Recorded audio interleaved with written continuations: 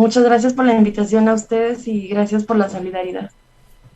Muchísimas gracias, Patricia. Bienvenida acá a Wambra Radio. Primero preguntarte, ¿cuál es el contexto que vive en México? Se hablaba de un cambio de gobierno de López Obrador a una tendencia un poco más progresista, de izquierda, que de alguna manera podía tener otra perspectiva de la violencia. Sin embargo, ¿qué ha pasado en este cambio, si se quiere, de gobierno? ¿Qué está pasando con los periodistas?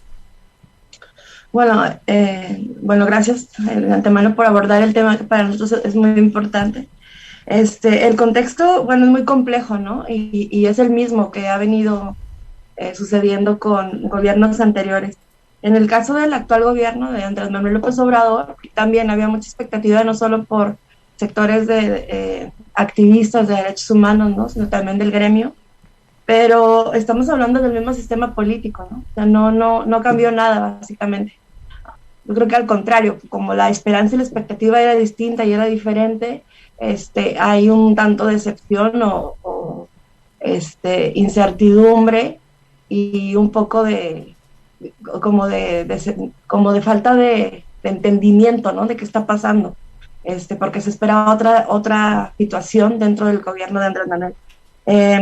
El contexto es muy complejo, o sea, se ha ido acumulando una serie se ha ido acumulando la impunidad y una serie de factores, ¿no? Que van desde los cárteles de la droga, obviamente, que siempre es a quienes se les atribuye, pero aquí ya entran también, bueno, la impunidad que la responsabilidad es directa de los gobiernos, tanto municipales, estatales como federales, ¿no? Y también, yo creo que ustedes lo deben entender muy bien, de empresas extractivas, ¿no? Que son uno de los principales motivos por los que de repente se enojan, ¿no? Estos señores delincuentes y nos amenazan o nos llegan incluso a matar, ¿no? Es muy complejo y México es muy diverso y son diferentes factores, ¿no? Pero en sí es esto, es todo un entramado político que ha escalado ahora de manera más cínica a narcopolítica y que, bueno, me preocupa mucho que a quién le interesa o a quién le conviene que se deje de informar, ¿no? Eso es lo que está en el centro del asunto, porque mexicanos asesinados hay todos los días, ¿no? Quiero comprender un poco sobre cuál es el balance de las fuerzas de los medios de comunicación actualmente en México. Digo, hay una incidencia regional, si es que hablamos de los medios de comunicación, grandes cadenas de televisión. Cuando regresamos la mirada a México decimos, ok, acá hay empresarios, hay infraestructura, pero del otro lado están los trabajadores y trabajadoras de la comunicación, periodistas de oficio, y esto viene ocurriendo año tras año. Estas empresas de comunicación también se están haciendo responsables de lo que está pasando, generando protocolos de protección, o finalmente se están haciendo de la vista gorda, pues.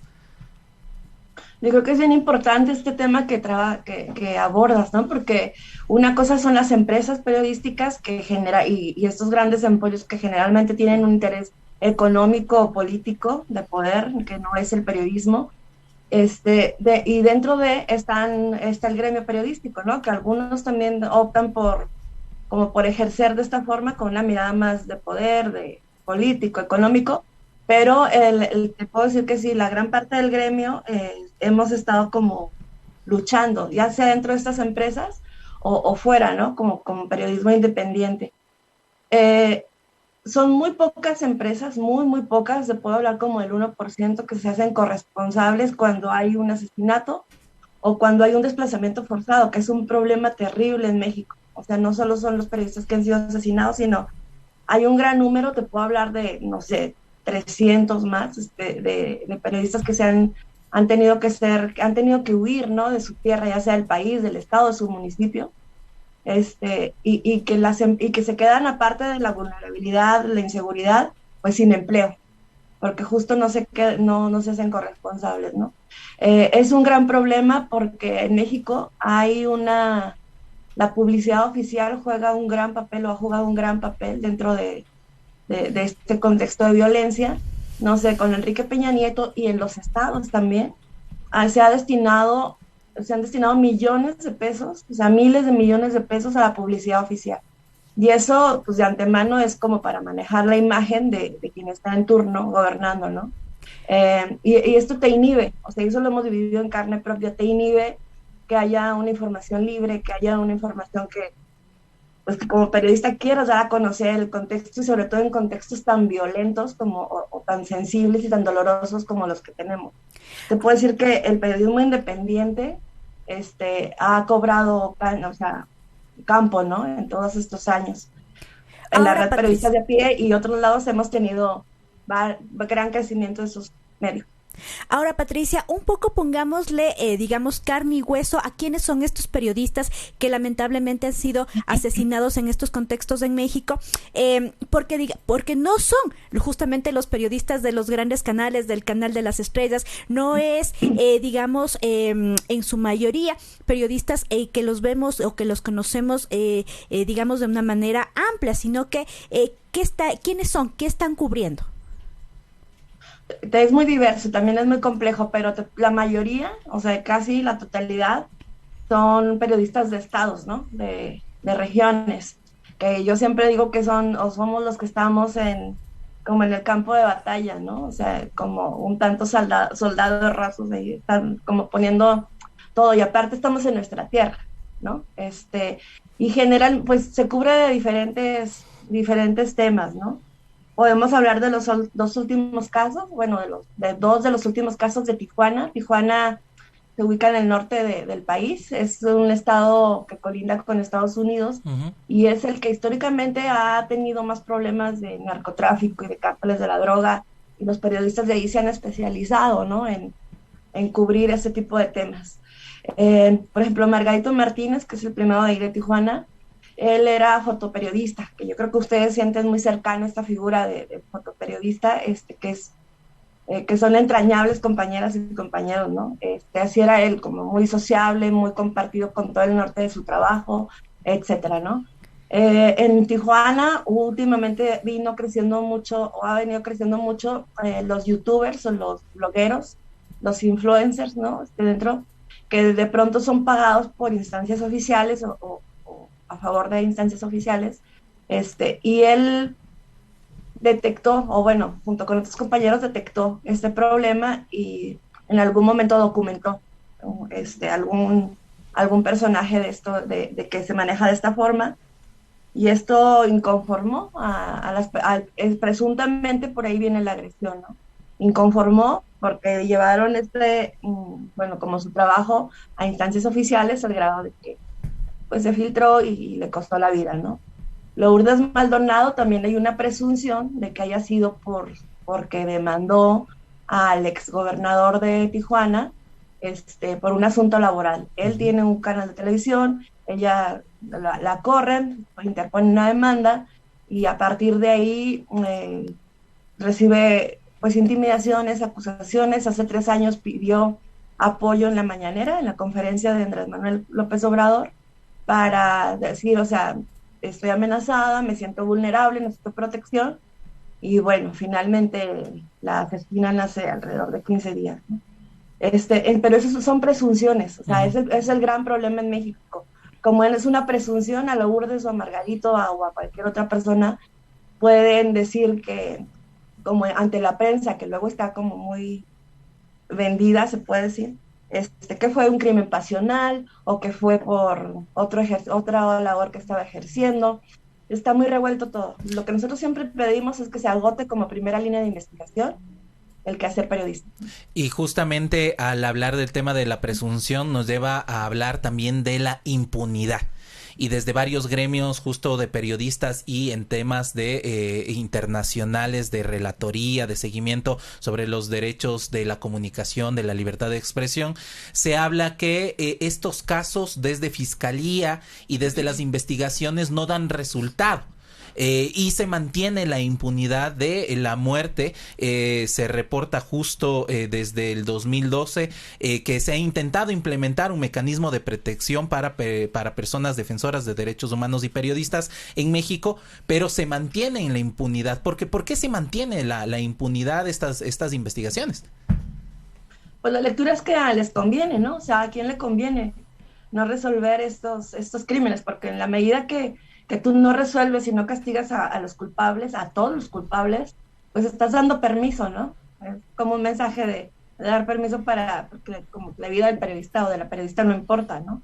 Los niveles de impunidad en general en México son altísimos. En el caso de los homicidios de periodistas son aproximadamente el 99.90% o más, ¿no? Según organizaciones como Reporteros Sin Fronteras, el Comité Internacional de Protección para Periodistas, entre otros, ¿no? Y aquí, por ejemplo, otro caso como el de Miroslava Bridge, que es acá de mi estado, de Chihuahua, con ella reporteaba, ella sí hay un juicio que ha llevado a evidenciar que fue por cubrir narcopolítica y evidenciar a narcopolíticos, ¿no?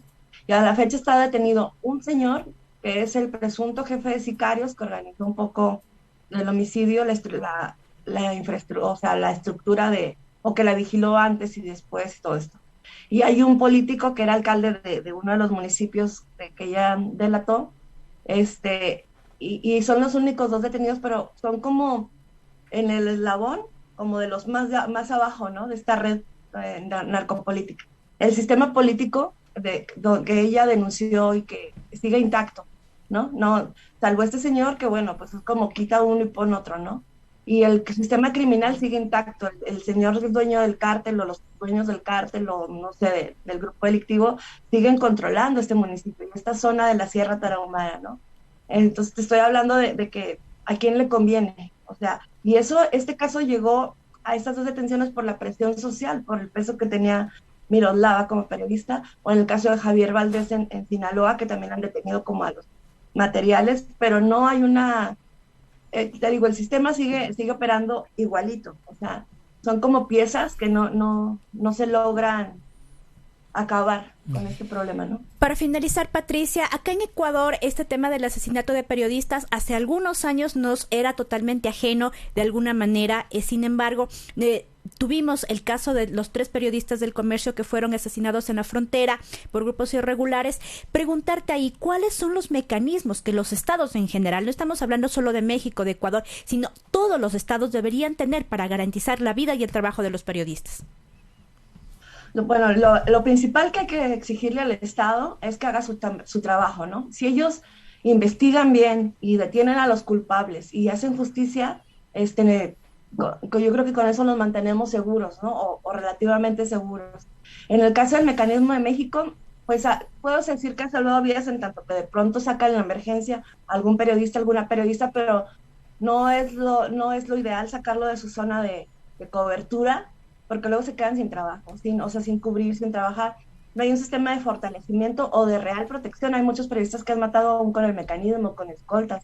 Hace unos días hubo un atentado, encontré un periodista que traía escoltas, ¿no? En Oaxaca.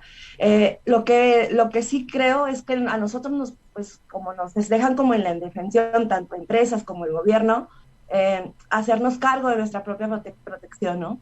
Acá hemos aprendido a capacitarnos, no solo en el terreno, en lo físico o en lo digital, en la seguridad digital, sino también en la seguridad emocional y mental, ¿no? Yo creo que eso es básico para mantenernos fuertes y cubriendo con estrategia, ¿no?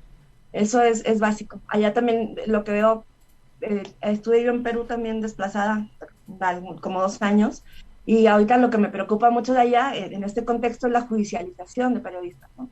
O cómo procesan. Esos son diferentes mecanismos desde el Estado que permiten o que inhiben que se informe o que se ejerza un derecho que es de todas y de todos, que esa es la importancia de defender a los periodistas.